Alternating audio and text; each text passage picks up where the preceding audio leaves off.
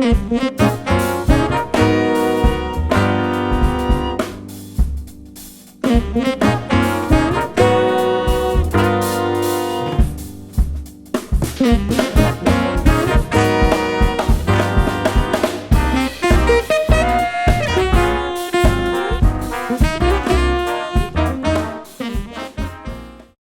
everyone, I'm here with Jared Thompson of Premium Blend.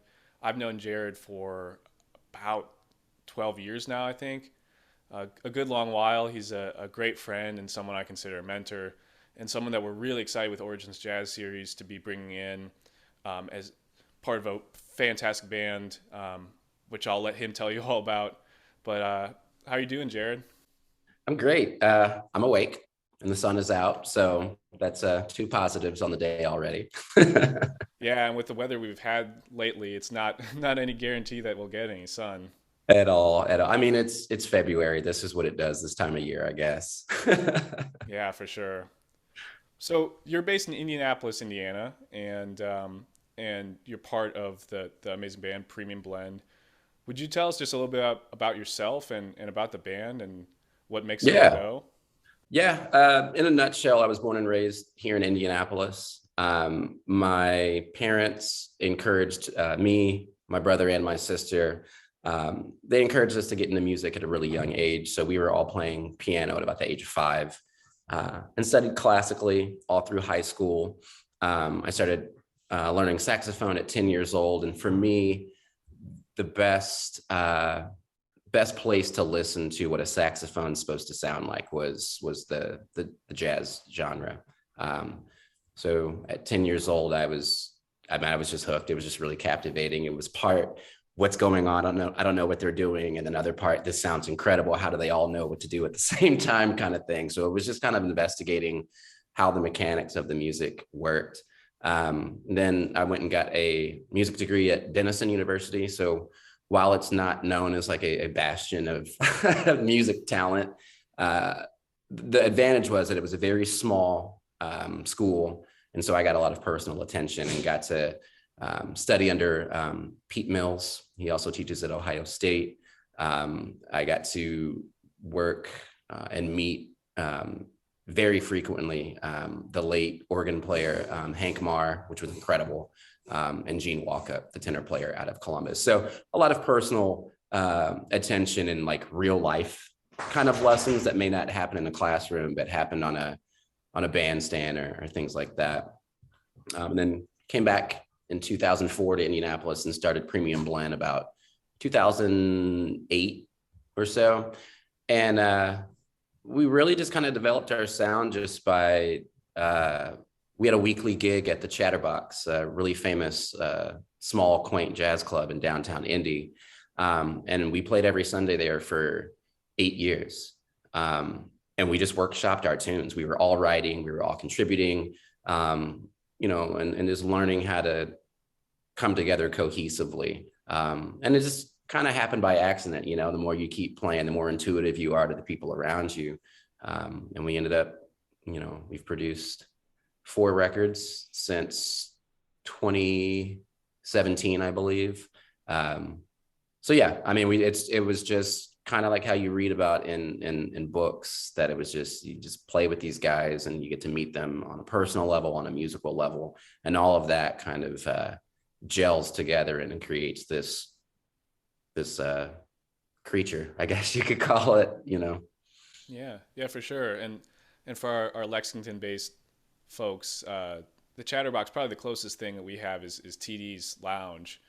It's the same kind of place where there's just an immediate experience as soon as you walk in. You can kind of just feel all the notes that have been played in the place through the years. Absolutely.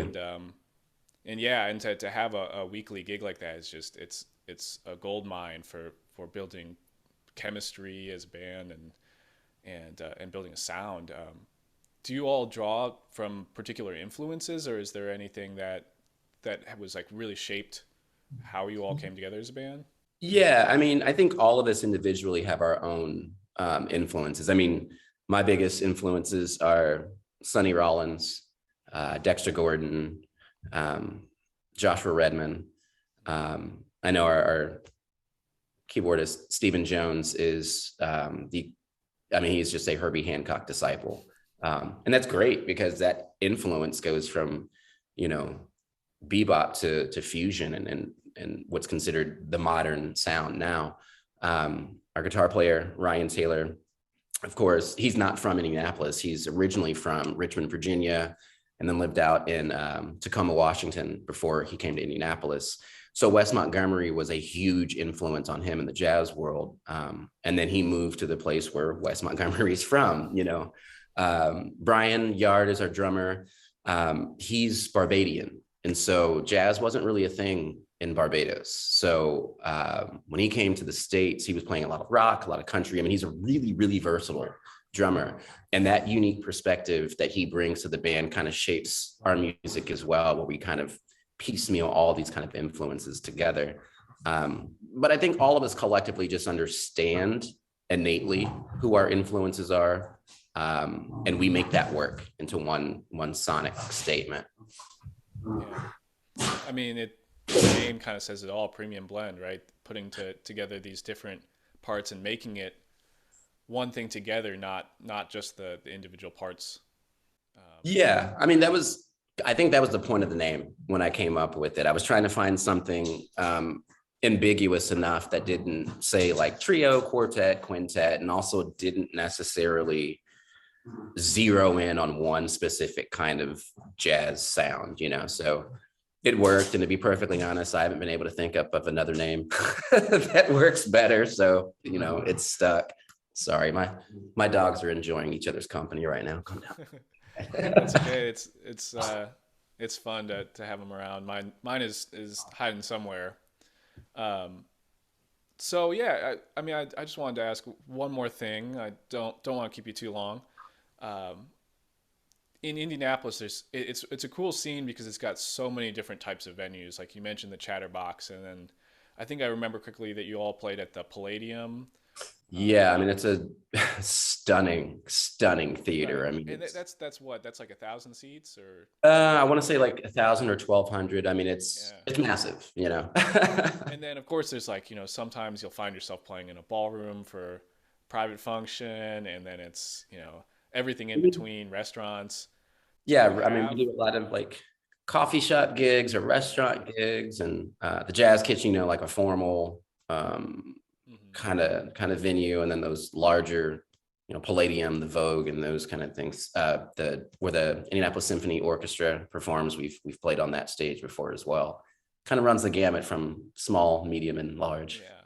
What kind of element makes a really great environment when you go to play? Like, how can you tell it's going to be a good show just from when you step on stage? Or sometimes That's it's not even on stage; it's into a corner, and Yeah. I mean, that's kind of tough. I mean, you can't always tell. I mean, and there's some places where you just feel it. I think a lot of that has to do with the nostalgia of the awareness of the people that have performed before. So that kind of raises your expectations and your need or want to rise to that kind of musical ability. But a lot of it has to do with just, everyone's got to be in a good copacetic mood.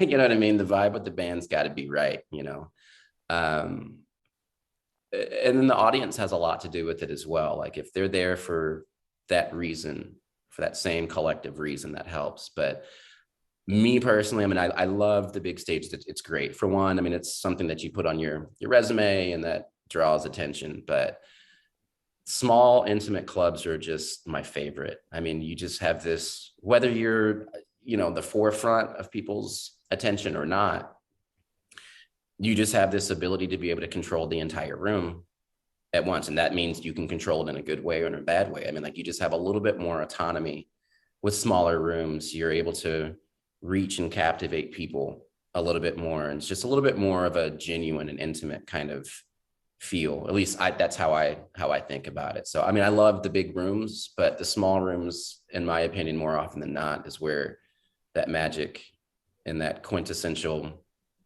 thing about jazz happens more often. yeah, yeah.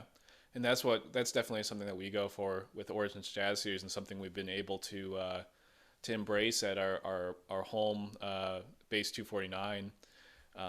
So I want to thank you so much, Jared, and let everyone know you'll be coming through with Premium Blend on February 20th. We have 6 p.m. and 8 p.m. seatings at Base 249. Tickets, as always, are available at originsjazz.org, and we're looking forward to a great show. Really excited to come down that way. I mean, Kentucky's not that far away, but yet we don't get down there very often. So just really excited to be invited and really looking forward to putting together a good performance for everybody. Awesome. Yeah. Thanks so much.